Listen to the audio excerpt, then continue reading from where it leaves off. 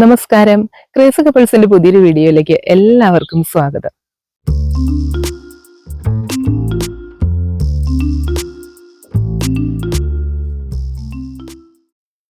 എല്ലാവരും സുഖമായിട്ട് സന്തോഷമായിട്ടൊക്കെ ഇരിക്കുന്നല്ലോ അല്ലെ? അപ്പൊ ഇന്നത്തെ നമ്മുടെ വീഡിയോ എന്ന് പറയുന്നതേ എങ്ങനെയാണ് സെൽഫ് ലവ് പ്രാക്ടീസ് ചെയ്യേണ്ടതെന്നുള്ളതിനെ കുറിച്ചാണ്. സ്വയം സ്നേഹിക്കുന്നതിന്റെ പ്രാധാന്യത്തെക്കുറിച്ചും ലോ ഓഫ് അട്രാക്ഷനും സെൽഫ് ലവും തമ്മിലുള്ള ബന്ധത്തെക്കുറിച്ചും ഒക്കെ ഇതിനു മുമ്പ് വീഡിയോ ചെയ്തിട്ടുണ്ട്. അപ്പൊ ഒരിക്കലും സ്വയം സ്നേഹിക്കുക എന്ന് പറഞ്ഞു കഴിഞ്ഞാൽ സെൽഫിഷ്നെസ് അല്ല കേട്ടോ, സ്വാർത്ഥത. പലരും അങ്ങനെ തെറ്റിദ്ധരിക്കാറുണ്ട്. നമ്മൾ സ്വയം സ്നേഹിക്കണമെന്ന് പറയുമ്പോൾ എന്റെ കാര്യങ്ങളെല്ലാം നോക്കുന്നു, അവളുടെ കാര്യങ്ങൾ മാത്രം നോക്കുന്ന ഒരാള്, അങ്ങനെയല്ല. നമ്മൾ മറ്റുള്ളവരുടെ കാര്യങ്ങൾ ശ്രദ്ധിക്കുന്നത് പോലെ തന്നെ നമ്മളെയും പരിഗണിക്കണം എന്നുള്ളതാണ്. നമുക്കൊരു പ്രയോറിറ്റി കൊടുക്കണം, നമുക്കൊരു മൂല്യമുണ്ട്. ആ ഒരു സെൽഫ് റിയലൈസേഷൻ തന്നെയാണ് ഇതിൽ ആദ്യത്തെ കാര്യം എന്ന് പറയുന്നത്. അപ്പൊ നമുക്കറിയാം, സ്നേഹം എന്ന് പറയുന്നത് ഏറ്റവും പോസിറ്റീവ് ആയിട്ടുള്ള ഒരു വികാരമാണ്. നമ്മളിൽ സ്നേഹം ഉണ്ടെങ്കിൽ മാത്രമാണ് നമുക്കത് കൊടുക്കാനും നമ്മളിലേക്ക് അത് കിട്ടുകയും ചെയ്യുള്ളൂ.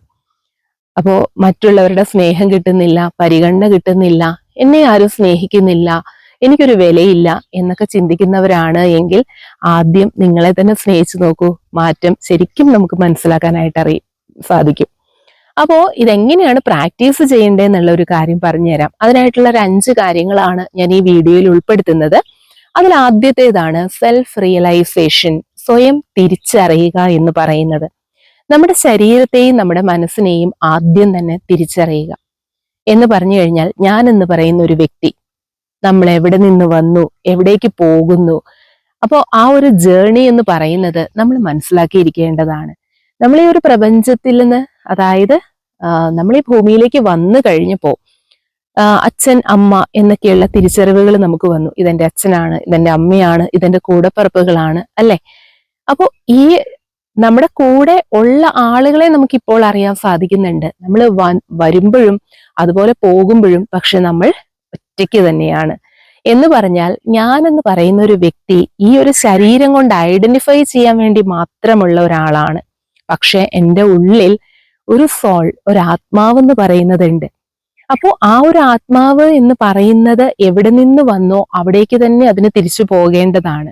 അപ്പൊ നമ്മുടെ ശരീരത്തിൽ അത് വസിക്കുന്ന കുറച്ച് നാള് നമ്മുടെ ശരീരത്തെ നമ്മൾ അറിയുക, നമ്മുടെ ആവശ്യങ്ങള്, നമ്മുടെ ആഗ്രഹങ്ങള്, ഇതൊക്കെ നമ്മൾ തൃപ്തിപ്പെടുത്തേണ്ടത് തന്നെയാണ്.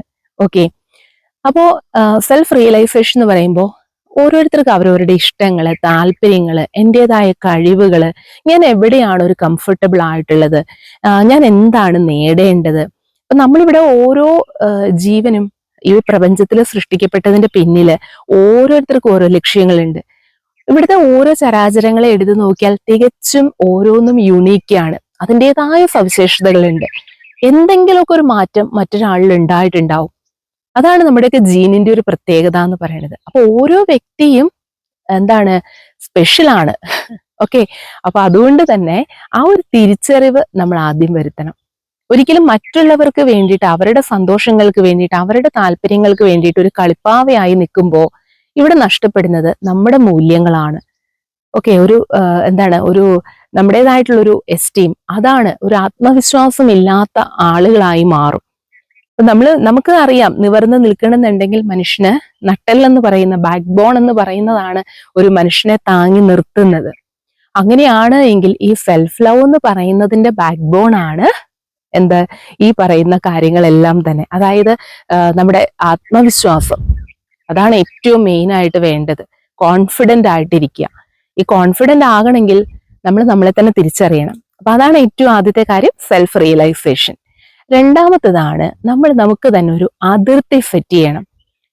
ഇപ്പോ പറയും, നമ്മുടെ ഇന്ത്യയിലുള്ള വീടുകൾക്കൊക്കെ മാത്രമാണ് ഇങ്ങനെ മതിലുകളുള്ളൂ, പുറമേ രാജ്യത്തേക്കൊക്കെ പോയി കഴിഞ്ഞാൽ വീടുകൾക്കൊന്നും മതിലില്ലാത്രേ. എന്ന് വെച്ച് കഴിഞ്ഞാൽ അത്രയും ഓപ്പൺ ആണ് അവര്, അങ്ങനെ ഒരു വേലി കെട്ടി തീർക്കേണ്ട ഒരു ഇതല്ല എന്നുള്ള രീതിയിലാണ് അത് ആ ഒരു സങ്കല്പം. നമ്മുടെ ഇവിടെ നമ്മളത് സേഫ്റ്റിക്ക് വേണ്ടിയിട്ടും നമ്മുടേതായിട്ടുള്ള ഒരു താല്പര്യങ്ങൾക്ക് വേണ്ടിയിട്ടൊക്കെയാണ് നമ്മൾ അങ്ങനെ ചെയ്യുന്നത്. ഇവിടെ ബൗണ്ടറി സെറ്റ് ചെയ്യാന്ന് പറഞ്ഞാൽ, നിങ്ങൾ നിങ്ങളെ തന്നെ സംരക്ഷിക്കുന്നതിന് വേണ്ടിയുള്ള ഒരു അതിർത്തി നമ്മുടെ മനസ്സിൽ നമ്മൾ കെട്ടണം. അതിനകത്തേക്ക് ആർക്കൊക്കെ പ്രവേശനമുണ്ട് അത് നിങ്ങളാണ് തീരുമാനിക്കുന്നത്, നിങ്ങളാണ് അതിന്റെ കാവൽക്കാരെന്ന് പറയുന്നത്. അപ്പൊ ആ ഒരു മതിലിനിപ്പുറത്തേക്ക് വെൽക്കം ചെയ്യേണ്ടത് ആരൊക്കെയാണ്, എന്തൊക്കെ കാര്യങ്ങളാണ് അക്സെപ്റ്റ് ചെയ്യേണ്ടത്, ഇതൊക്കെ നമ്മൾ തന്നെ തീരുമാനിക്കണം. അല്ലാതെ ഇപ്പം നിസ്സാര ഒരു എക്സാമ്പിൾ പറയുകയാണെങ്കിൽ, ഇപ്പോ ഓഫീസിൽ നിന്നൊക്കെ എല്ലാവരും കൂടെ കൂടിയിട്ട് ട്രിപ്പ് പോവാണ്. നിങ്ങൾക്ക് പോകാനായിട്ട് താല്പര്യമില്ല. ഇത് ഞാൻ എന്റെ എക്സാമ്പിൾ തന്നെ വെച്ചിട്ട് ഞാൻ പറയാൻ കേട്ടോ. എനിക്ക് അങ്ങനെ ഫാമിലിയുടെ കൂടെ, ഞാൻ കുറച്ചുകൂടി ഒരു ഫാമിലി പേഴ്സൺ ആണ്. എനിക്ക് ഫാമിലിയുടെ കൂടെ പോകുന്ന രണ്ടും രണ്ടാണ്, രണ്ടും രണ്ട് എൻജോയ്മെന്റ് ആണ്. എനിക്കറിയാം, അത് എൻ്റെ അടുത്ത് പറയുകയും ചെയ്യാറുണ്ട്. അല്ലാത്തൊരു ട്രിപ്പ് കാര്യങ്ങളൊക്കെ വിളിച്ചു കഴിയുമ്പോൾ ഞാൻ കുറച്ച് പുറകോട്ട് വലിഞ്ഞു നിൽക്കുകയും, ഫാമിലിയുടെ കൂടെ എന്ന് പറയുമ്പോൾ എടുത്തു ചാടി മുമ്പോട്ട് പോവുകയും ചെയ്യുകയൊക്കെ ചെയ്യുന്നുള്ളത്. അപ്പൊ മറ്റൊന്നുമല്ല എന്റെ കാര്യം, നമ്മുടെ ഒരു കംഫർട്ട് സോൺ ഉണ്ട്. ഞാൻ എന്ന് പറയുന്ന വ്യക്തി ഇങ്ങനെയാണ്, അത്രയേ ഉള്ളൂ. അപ്പൊ എന്റേതായ ഒരു ഇഷ്ടവും എന്റേതായിട്ടുള്ള ഒരു കംഫർട്ട് സോൺ എന്ന് പറയുന്നത് ആ ഒരു പ്രൈവസിയാണ്. അപ്പോൾ അതിനെ ഞാൻ ബ്രേക്ക് ചെയ്തുകൊണ്ട് മറ്റുള്ളവരുടെ ഇഷ്ടത്തിന് വേണ്ടി, അവർക്ക് സന്തോഷമാകാൻ വേണ്ടി ചിലപ്പോൾ ഞാൻ ഇറങ്ങി തിരിച്ചു കഴിഞ്ഞാൽ ഞാൻ അവിടെ കംഫർട്ടബിൾ അല്ലാതെയായി തീരും. അപ്പൊ ഞാൻ മറ്റുള്ളവർക്ക് വേണ്ടി എന്റേതായ ഇഷ്ടങ്ങളെ ഞാൻ അവിടെ മാറ്റി വെക്കപ്പെട്ട ഒരു വ്യക്തിയായി മാറും. അതെല്ലാ കാലവും ഒന്നും നമുക്ക് സന്തോഷം നൽകില്ല.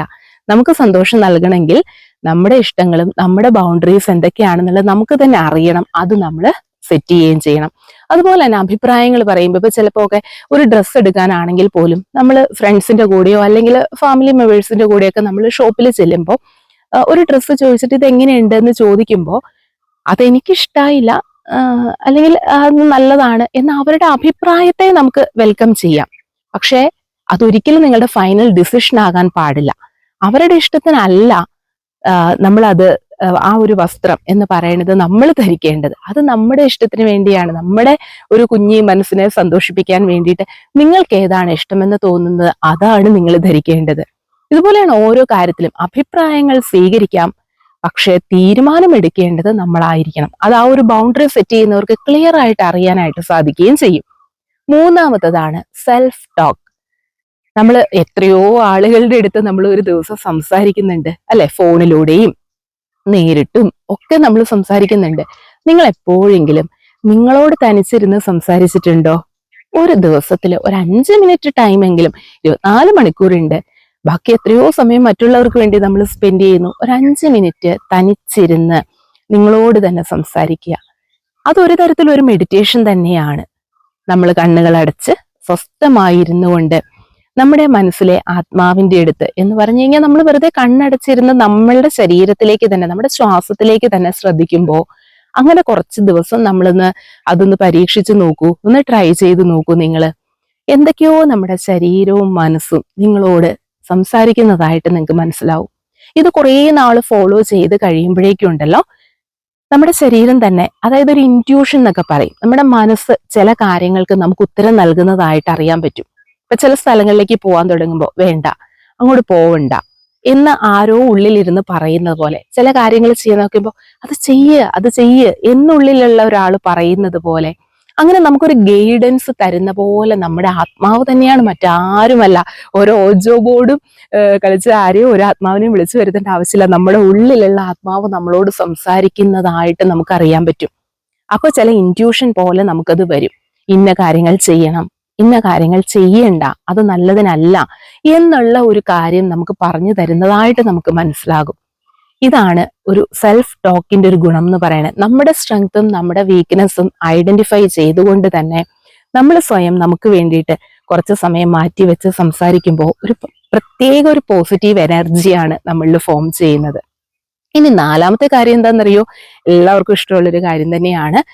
നമ്മുടെ ഹെൽത്തിന് വേണ്ടിയിട്ടും നമ്മുടെ സൗന്ദര്യത്തിന് വേണ്ടിയിട്ടും കുറച്ച് സമയം മാറ്റി വെക്കുക. എല്ലാ ദിവസവും നമ്മുടെ ശരീരത്തിന് വേണ്ടത് എന്താണോ അത് മാത്രം നമ്മൾ കൊടുക്കുക. എന്ന് വെച്ചപ്പോൾ ഞങ്ങളും ഇപ്പോൾ നോൺ വെജ് അല്ലെങ്കിൽ സ്പൈസസ് ഒക്കെ ചേർന്നിട്ടുള്ള സ്പൈസി ആയിട്ടുള്ള ഫുഡുകളൊക്കെ നമ്മളും കഴിക്കാറുണ്ട്. പക്ഷെ അതിനൊക്കെ ഒരു ലിമിറ്റ് വെച്ചുകൊണ്ട് വല്ലപ്പോഴും എന്നുള്ള കണക്കിൽ മാത്രമേ ഉള്ളൂ. ചിലപ്പോൾ 3-4 മാസങ്ങൾ കൂടുമ്പോഴൊക്കെ ആയിരിക്കും പുറത്ത് പോയിട്ട് ഒരു ഫുഡ് കഴിക്കുന്നത് തന്നെ. അങ്ങനെയുള്ളതൊക്കെയാണ് നമ്മൾ ഇടയ്ക്ക് വീഡിയോ എടുത്തൊക്കെ ഇടാറുമുണ്ട്. അല്ലെങ്കിൽ മജോറിറ്റി ചിലപ്പോൾ വീട്ടിലുള്ളത് തന്നെയായിരിക്കണം. എല്ലാവരും അങ്ങനെ ആവണമെന്നൊന്നും അല്ല ഈ പറയുന്നതിന്റെ അർത്ഥം എന്ന് പറയുന്നത്. നമുക്കത് ഇപ്പൊ ഞാൻ പറഞ്ഞില്ലേ, ഈ ഒരു സെൽഫ് ലവ് ഒക്കെ പ്രാക്ടീസ് ചെയ്ത് തുടങ്ങുമ്പോഴത്തേക്കും നമ്മുടെ ശരീരത്തിനെ ബുദ്ധിമുട്ടിക്കാനായിട്ട് നമ്മൾ ആഗ്രഹിക്കില്ല. അപ്പൊ ചില ഫുഡുകൾ കഴിക്കുമ്പോൾ എന്ന് വെച്ചാൽ നമുക്കറിയാം ഇതെന്നും കഴിക്കുന്നത് നല്ലതല്ല എന്നുള്ള കാര്യം.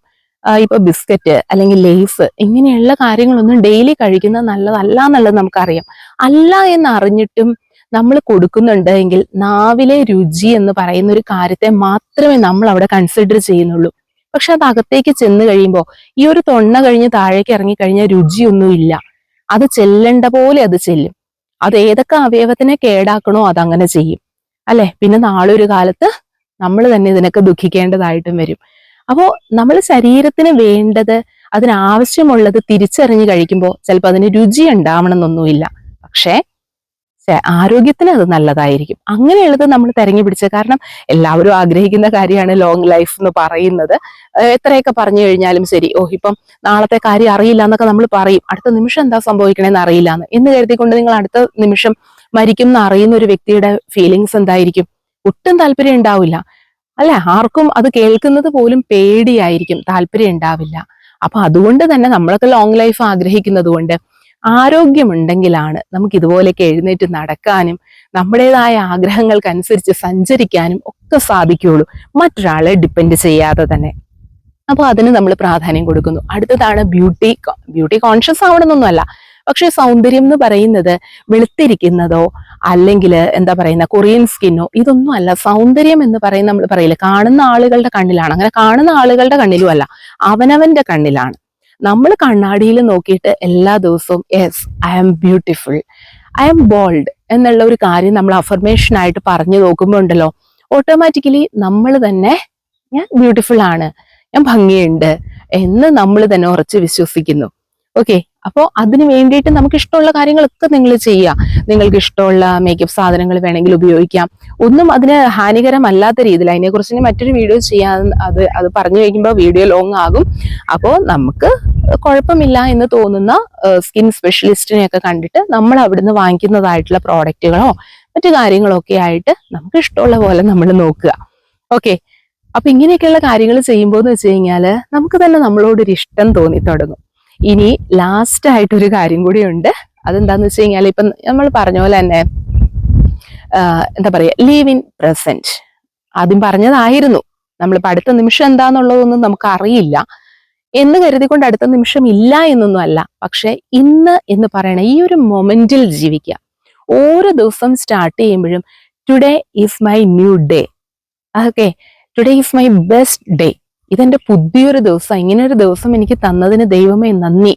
എത്രയോ ആളുകൾക്ക് ഇന്നത്തെ ഈ ഒരു പ്രപഞ്ചം കാണാൻ സാധിക്കാത്തവരുണ്ട്, അതിൽ എനിക്കത് കാണാൻ സാധിക്കുന്നുണ്ട്. ഇന്നത്തെ ദിവസം ഞാൻ ജീവിച്ചിരിക്കുന്നു, അത് തന്നെയാണ് ഏറ്റവും വലിയ കാര്യം.